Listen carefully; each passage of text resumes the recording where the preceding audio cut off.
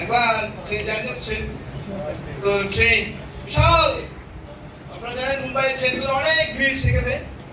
তো একজন একদম লাস্ট মিনিটে চলে আসে, ট্রেন ছেড়ে দিয়েছে, তারা হুড়া করে ঢুকার সময় ধাক্কা মাক্কা দিয়ে আমাদের আলাদা মধ্যে যারা সেটা ফাতুল না তুলে নিয়ে গেছে কয়েকজনকে। এখন একদম এরকম চিকন ব্যক্তি বলছে ইবাহন আমাদের এখানে ইবাহন এরকম করে দিয়েছে।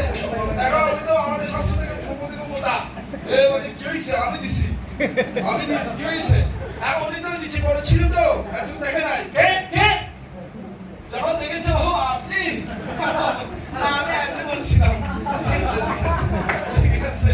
তো যখন দেখেছে সাইজ অনেক বড়, ওষুধ দিয়ে পারবে না, টোন ছোট হয়ে গেছে, দেখা যাচ্ছে সেখানে রাগ করেও কোনো কাজ হবে না, তো রাগ যেখানে সেখানে যায় না। আর একবার একটা টিচারের কাছে দেখতে শিখতে গিয়েছে কিভাবে রাগকে কন্ট্রোল করতে হয়।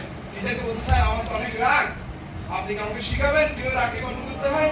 ও বলছে যদি সবকিছু তোমার মনের মতো না হয় তাহলে ধরে নিবা ভগবানের ইয়াদের হচ্ছে রাগ করবে না, বুঝি না আরেকটু, যদি সবকিছু মনের মতো না হয় তাহলে মনে ধরে নিবে ভগবানের ব্যবস্থা মনে হচ্ছে আরেক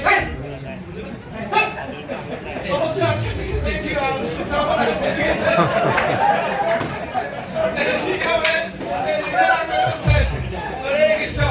আশা করি আমরা আপনার কাছ থেকে শিখবো কিভাবে কঠিন পরিস্থিতিতে রাগকে ম্যানেজ করা যায়, এবং প্রভু কিন্তু সেই সুন্দরভাবে ডিল করে বিষয়গুলো।